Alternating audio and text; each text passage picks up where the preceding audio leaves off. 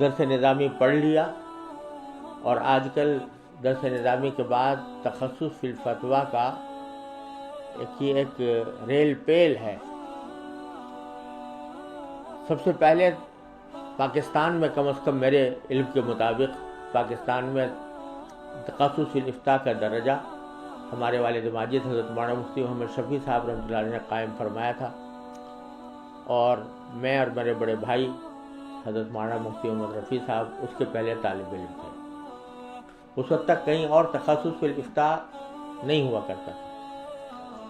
بعد میں جب شروع ہوا، حل کیا ہے کہ اگر گلاب کو سمجھنا ہے تو اس کو سونگھنا ہوگا، چمیلی کو کی تعریف معلوم کرنی ہے تو اس کو سونگھنا ہوگا، آم کی مٹھاس سمجھنی ہے تو آم کو چوسنا ہوگا. یہ محض کتاب اور محض الفاظ کے ذریعے اس کا علم حاصل نہیں ہو سکتا. یہی بات فتویٰ کے اندر ہے کہ والصلاۃ والسلام علی سیدنا مولانا محمد خاتم النبیین و امام المرسلین وقائد الغر المحجلین وعلى آلہ واصحابہ اجمعین وعلى كل من تبعهم بإحسان إلى يوم الدين. اما بعد، حضرات علماء کرام، السلام علیکم ورحمۃ اللہ تعالی وبرکاتہ. سچی بات یہ ہے کہ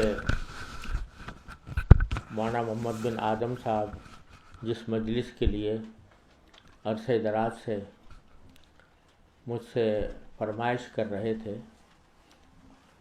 اس میں کچھ سبب تو اپنی مصروفیات اور بیماری کا تھا کہ جس کی وجہ سے میں عذر کرتا رہا،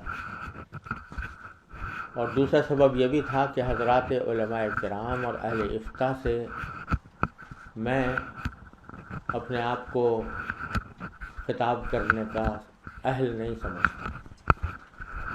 الحمدللہ اس مجلس میں بڑے بڑے اہل افتاء جن کو میں جانتا ہوں، اللہ تعالیٰ نے ان سے جس طرح کام لیا ہے اس سے اچھی طرح واقف ہوں، تو ان کی موجودگی میں لب کشائی کرنا فتویٰ کے موضوع پر یہ مجھے بہت بھاری معلوم ہوتا ہے. لیکن جیسا کہ میرے عزیز نے ذکر کیا، تو میں نے ایک مجلس فی الحال کرنے کا وعدہ کیا اور اس کے لیے حاضر ہوا ہوں. اور مجھے یہ بھی معذرت کرنی ہے کہ جو وقت مقرر تھا میں نے پھر ان سے درخواست کی تھی کہ 7 بجے رکھ لیں، لیکن لندن کے جو سفر ہیں ان کے بارے میں کوئی پیشگوئی کرنا تقریباً ناممکن جیسا ہے، تو اس لیے مجھے پہنچنے میں تاخیر ہوئی. آپ حضرات کو انتظار کی زحمت اٹھانی پڑی اور اس کی تکلیف ہوئی، تو میں اس کے لیے بھی آپ حضرات سے معذرت خواہ ہوں. وقت اب مختصر رہ گیا ہے، لیکن ساتھ ہی میں نے مولانا محمد صاحب سے کہا تھا کہ اگر ضرورت ہوئی تو اگر کوئی بات رہ گئی تو اس کا تتمہ انشاءاللہ نماز مغرب کے بعد کیا جا سکتا ہے. ان میں سے کچھ موضوعات انہوں نے خود انتخاب کیے، ان میں سے میں چند مسائل کے بارے میں اپنے بزرگوں کو جس طرح دیکھا اور اپنے بزرگوں کا جو طرز عمل اللہ تبارک و تعالیٰ نے دیکھنے کی توفیق عطا فرمائی، اس کے بارے میں کچھ گزارشات پیش کرتا ہوں. اور میں جب بھی حضرات اہل علم سے کوئی بات کرنے کا موقع ہوتا ہے تو میں یہ تصور کرتا ہوں کہ ہمارے مدارس میں ایک طریقہ ہے تکرار کرنے کا، کہ جب کسی استاد سے کچھ پڑھ لیتا ہے کوئی تو باہم بیٹھ کے تکرار کیا کرتے ہیں، اور جب تکرار کوئی کراتا ہے تو تکرار کرانے والا استاد نہیں بن جاتا، وہ بھی ساتھی ہی ہوتا ہے. تو میں نے اپنے بزرگوں سے جو کچھ باتیں سیکھی ہیں ان کا تکرار کرنا مقصود ہے. تو پہلی بات جس کے لیے انہوں نے کچھ عنوان قائم کیے ہیں اور ان میں سے بعد میں اپنی ذاتی طور پر بہت اہم سمجھتا ہوں، وہ پہلی بات ہے شرائط اور اہلیت افتاء۔ شرائط کیا ہیں اور اہلیت فتویٰ دینے کی کب پیدا ہوتی ہے؟ یہ اس واسطے اس لیے ضروری ہو گیا اس موضوع پر بات کرنا کہ آج کل اگر بے تکلفی میں کہوں تو مبالغہ نہیں ہوگا کہ تھوک کے حساب سے مفتی موجود ہیں، یعنی ہر وہ شخص کہ جس نے درس نظامی پڑھ لیا اور آج کل درس نظامی کے بعد تخصص فی الفتویٰ کا ایک ریل پیل ہے۔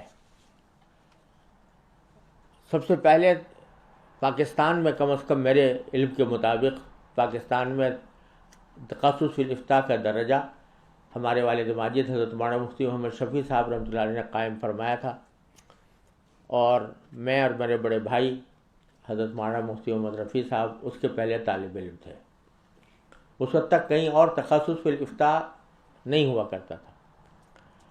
بعد میں جب شروع ہوا تو یہ صورتحال ہو گئی کہ سال بھر، بلکہ سال بھر میں بھی 9 مہینے کسی جگہ کچھ جزیات یاد کر لیے اور اس کے بعد آدمی مفتی کہلانے لگا، بلکہ مفتی کا لفظ اب اتنا زیادہ عامیانہ اور سوقیانہ ہو گیا ہے کہ ہر اس شخص کے ساتھ کہ جس کا کوئی علم سے تعلق ہو اس کو مفتی کہہ کر یاد کیا جاتا ہے، مفتی فلاں صاحب، مفتی فلاں صاحب۔ اور میں نے ابھی کچھ دنوں پہلے مجھ سے ایک صاحب پڑھے ہوئے تھے دور حدیث میں، تو ان کا کوئی کلپ میرے پاس آیا اور اس میں لکھا ہوا تھا ان کے نام کے ساتھ کہ مفتی فلاں۔ تو اور مفتی فلاں لکھنے کی وجہ یہ کہ میں نے درجہ تخصص میں داخلہ لے لیا ہے۔ تو درجہ تخصص میں داخلہ لینے کے بعد ہی سے انہوں نے اپنے آپ کو مفتی تصور کر لیا۔ لوگوں کی زبانوں پر بھی مفتی کا لفظ جو ہے وہ اتنا عام اور سوقیانہ ہو گیا کہ ہر ایک شخص کے ساتھ ایک مفتی کا لفظ لگا ہوا ہے۔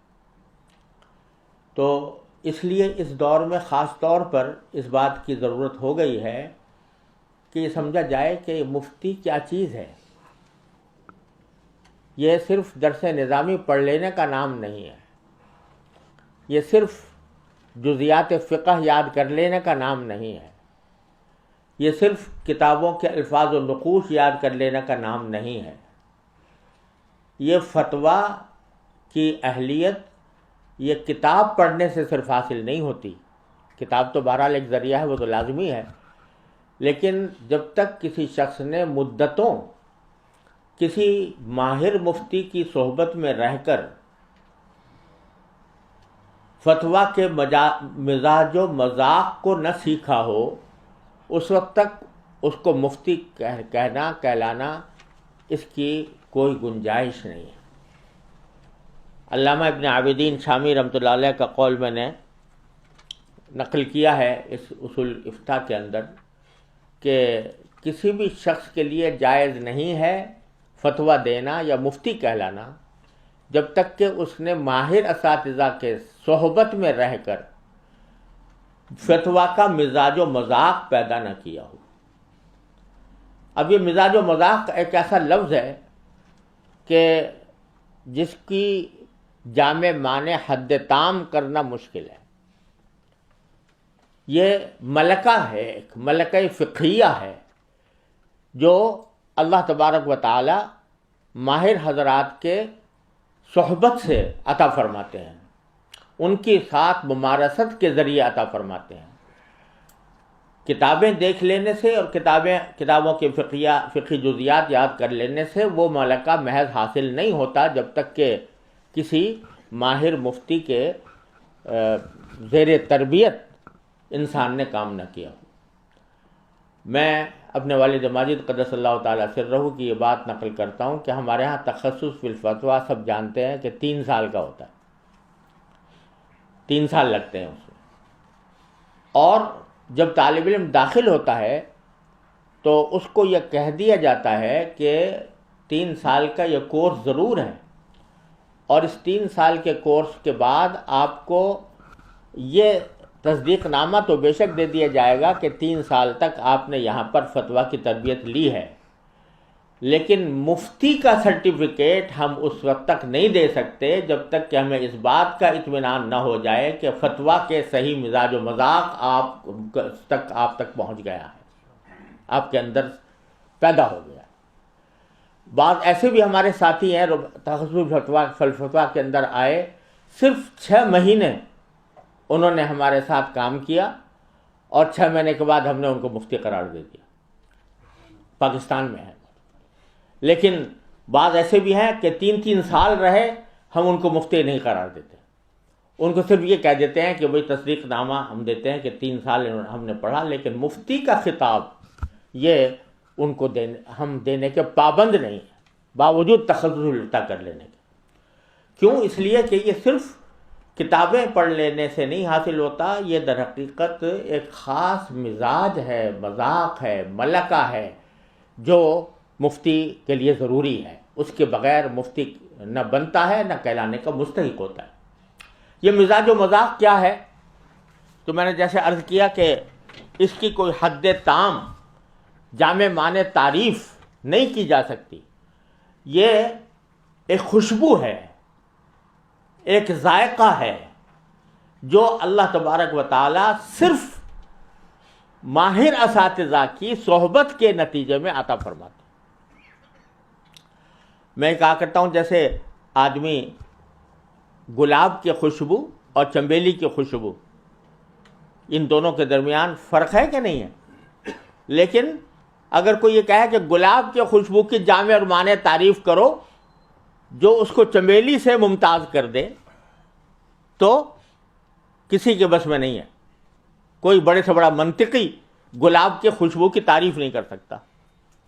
آم بھی میٹھا ہوتا ہے اور خربوزہ بھی میٹھا ہوتا ہے، لیکن آم کی مٹھاس اور خربوزے کی مٹھاس میں کیا فرق ہے؟ اس کی اگر کوئی جامع معنی تعریف کرنا چاہے کہ خربوزے کی مٹھاس کی تعریف یہ ہے اور آم کی مٹھاس کی تعریف یہ ہے، تو وہ کر نہیں سکتا۔ اس کا واحد حل کیا ہے کہ اگر گلاب کو سمجھنا ہے تو اس کو سونگھنا ہوگا، چنبیلی کی تعریف معلوم کرنی ہے تو اس کو سونگھنا ہوگا، آم کی مٹھاس سمجھنی ہے تو آم کو چوسنا ہوگا۔ یہ محض کتاب اور محض الفاظ کے ذریعے اس کا علم حاصل نہیں ہو سکتا۔ یہی بات فتویٰ کے اندر ہے کہ فتویٰ کا ایک مزاج ہوتا ہے، اس کا ایک مذاق ہوتا ہے، اس مزاج و مذاق کے تحت اللہ تبارک و تعالیٰ جب ملکہ عطا فرماتے ہیں وہ صرف صحبت سے حاصل ہوتا ہے۔ جس کی صحبت میں رہ کر بندے نے افتاء کی تربیت حاصل کی ہو، اسی کو اللہ تبارک و تعالیٰ وہ مزاج و مذاق عطا فرماتے ہیں۔ تو اس لیے ایک تو اس بات پر متنبہ میں اپنے آپ کو پہلے اور اپنے واسطے سے دوسرے حضرات کو کرنا چاہتا ہوں کہ ہم سچی بات ہے کہ مفتی جو ہے وہ بہت بڑا منصب ہے، اتنا بڑا منصب ہے کہ علامہ نووی رحمۃ اللہ علیہ نے اور علامہ ابن قیم رحمۃ اللہ علیہ نے اس کو توقیع عن رب العالمین سے تعبیر فرمایا، توقیع عن رب العالمین، کہ جب کوئی مفتی فتویٰ دیتا ہے تو وہ در حقیقت رب العالمین کی طرف سے دستخط کر رہا ہوتا ہے۔ جو جب انسان سے پوچھا جائے کہ یہ چیز حلال ہے یا حرام ہے تو وَلَا تَقُولُوا لِمَا أَلْسِنَتُكُمُ الْكَذِبَ هَذَا حَلَالٌ وَهَذَا حَرَامٌ لِتَفْتَرُوا عَلَى اللَّهِ۔ اللہ تعالیٰ نے فرمایا کہ یہ انسان کا کام نہیں ہے جو یہ کہے کہ یہ حلال ہے یا یہ حرام ہے، یہ کام تو کس کا ہے؟ اللہ جل جلالہ کا۔ اگر ہم یہ کہہ رہے ہیں کہ شریعت میں یہ حلال ہے تو ہم رسول اللہ جل جلالہ کی طرف سے نائب بن کر، اس کے وکیل بن کر ہم دستخط کر رہے ہوتے ہیں۔ تو یہ توقیع عن رب العالمین ہے۔ یہ تو در حقیقت اتنا نازک کام ہے، اتنا نازک کام ہے. حضرت امام مالک رحمۃ اللہ علیہ جیسا شخص، جو میں نے چاروں فقہ کا مطالعہ کرنے کی کوشش کی ہے، خاص طور سے جب میں فقہ البیوع لکھ رہا تھا اور تکمل فتح الملہم لکھنے کے دوران بھی چاروں فقہوں کا جائزہ لینے کی کوشش کی. جس قدر تدقیق امام مالک رحمۃ اللہ علیہ کے مذہب میں نظر آئی کسی مذہب میں نہیں ہے. جتنی تفریعات ان کے مذہب میں نظر آئی اور کسی مذہب میں نہیں ہے. لیکن وہ فرماتے ہیں امام مالک رحمۃ اللہ علیہ کہ جب تک مجھے 70 اپنے وقت کے علماء نے اجازت نہیں دے دی اس وقت تک میں نے فتویٰ دینا شروع نہیں کیا. 70 علماء وقت نے جب یہ کہہ دیا کہ ہاں تم فتویٰ آپ دے سکتے ہو تو میں فتویٰ دینے کے لیے بیٹھا. اور اس کے باوجود ان کو کبھی، میں نے کتاب میں نقل کیا ہے کہ ان کو کبھی لا ادری کہنے سے کبھی کوئی شرم نہیں محسوس ہوئی. اتنا بڑا امام. ان کے ایک شاگرد کہتے ہیں کہ میں ایک مرتبہ بیٹھا ہوا تھا تو لوگ آ رہے تھے، سوالات کر رہے تھے، پوچھ رہے تھے، تو ہر ایک سوال کے جواب میں کہہ رہے تھے لا ادری لا ادری. تو میں نے ان سے کہا میں نے غور کیا تو انہوں نے عدد لکھا ہے اس میں کہ کتنے سوالوں میں سے اکثر سوال کے جواب میں انہوں نے لا ادری فرمایا کہ مجھے نہیں معلوم. اور اللہ تبارک و تعالیٰ نے پھر ان سے وہ کام لیا کہ جس کا کوئی شمار کرنا ممکن نہیں ہے. اور حضرت امام مالک رحمۃ اللہ علیہ کے تلامذہ نے ان کا علم پھیلایا.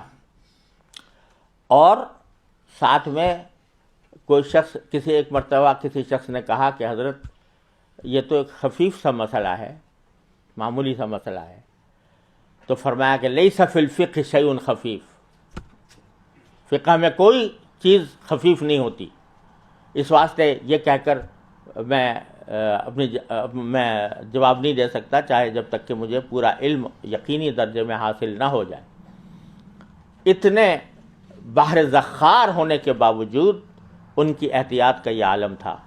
اللہ تبارک و تعالیٰ اپنے رحمت سے ہمیں اس خطرے سے کہ جب کوئی شخص مستفتی بنتا ہے، سوال کرتا ہے، تو بزرگوں نے فرمایا کہ وہ مفتی کو، جواب دینے والے کو اپنے اور جہنم کے درمیان ایک واسطہ بناتا ہے. اپنے اور جہنم کے درمیان ایک واسطہ بناتا ہے کہ میں جہنم میں نہ جاؤں، جو کچھ ذمہ داری ہے وہ اس شخص کے گردن پر ہے. امام محمد رحمۃ اللہ علیہ سے پوچھا گیا، امام محمد بن حسن شیبانی رحمۃ اللہ علیہ سے، کہ آپ کو ہم ہر وقت دیکھتے ہیں کہ فکر مند رہتے ہیں، مغموم رہتے ہیں، تو اور ایسا جیسے کوئی آدمی حشاش بشاش ہوا کرتا ہے، اس طرح کی کیفیت نہیں ہوتی. تو یہ میں نے اپنے والد ماجد رحمۃ اللہ علیہ سے سنا یہ بات کہ امام محمد نے جواب دیا کہ ما بال رجل جعل الناس عنقه قنطرة الى الجنۃ والنار، کہ اس شخص کا کیا حال پوچھتے ہو جس کی گردن کو اللہ تبارک و تعالیٰ نے جہنم اور جنت کے درمیان لوگوں نے اس کو پل بنایا ہوا ہے. اس پل سے گزر کے وہ جنت میں جاتے ہیں اور ساری ذمہ داری اس گردن کے اوپر ہے جو قنطرہ بنی ہوئی ہے، پل بنی ہوئی. تو ایک طرف تو یہ عالم ہے ان حضرات کا، امام مالک کا، امام ابو حنیفہ کا، امام شافعی کا.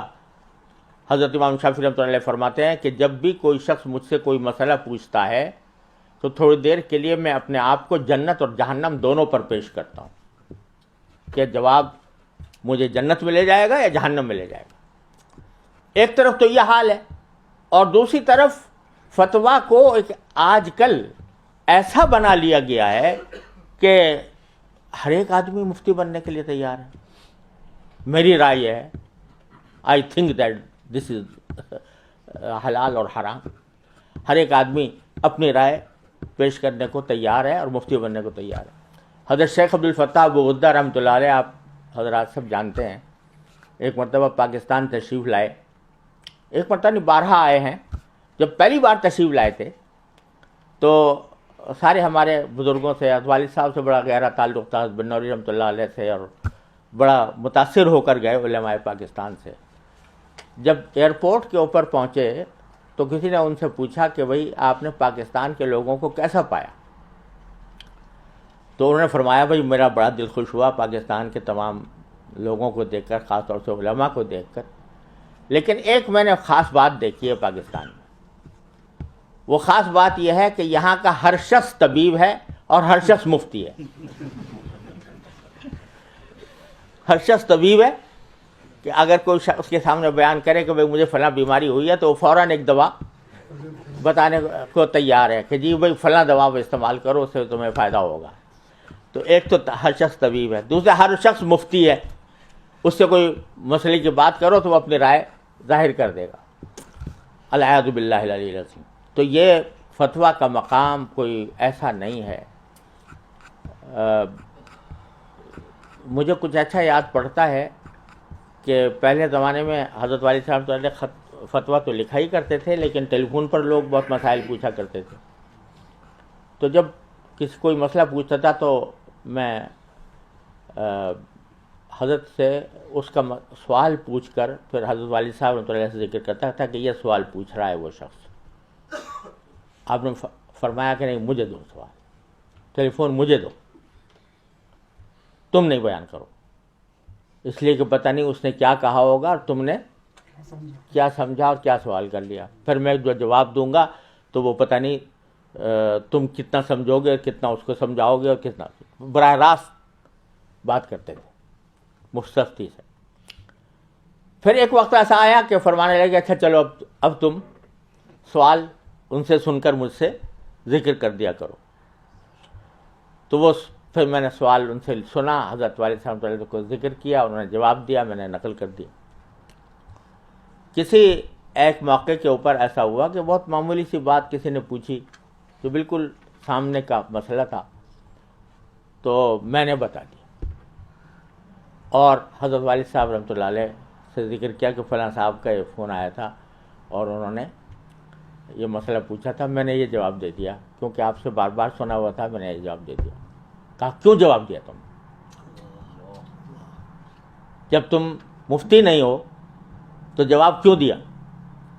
اگرچہ صحیح جواب دیا ہو تب بھی تنبیہ فرمائی، خطا اگر راست آید ہم خطاس، اگر غلطی صحیح ہو جائے تو بھی وہ غلطی ہے، تمہیں ابھی حق نہیں ہے کہ تم جواب دو فتوے کا، سوال کا۔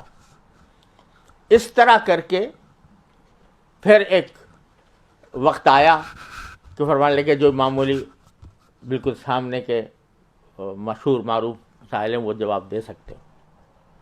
اس طریقے سے تربیت فرمائی، اور پھر تحریر اور تقریر کے ذریعے مدتوں، جب تک حضرت والد ماجد رحمۃ اللہ علیہ حیات رہے، میں نے کوئی تحریر حضرت کو سنائے بغیر یا پڑھائے یا ان کو دکھائے بغیر نہ کوئی فتویٰ جاری کیا، نہ کوئی کتاب یا کوئی مضمون شائع کیا۔ ایک ایک لفظ حضرت والد ماجد رحمۃ اللہ علیہ دیکھا کرتے تھے۔ تو اس وقت پہلی بات تو یہ عرض کرنی ہے کہ فتویٰ معمولی چیز نہیں ہے، یہ ہر ایک بس کا کام نہیں ہے، اس کے لیے ممارست ضروری ہے اور ملکہ فقہیہ ضروری ہے۔ اب چونکہ نماز کا وقت ہو گیا ہے، تاخیر کرنا مناسب نہیں ہے، تو نماز پڑھ لیتے ہیں اور پھر تھوڑی سی مزید تکمیل انشاءاللہ اس کے بعد کریں گے۔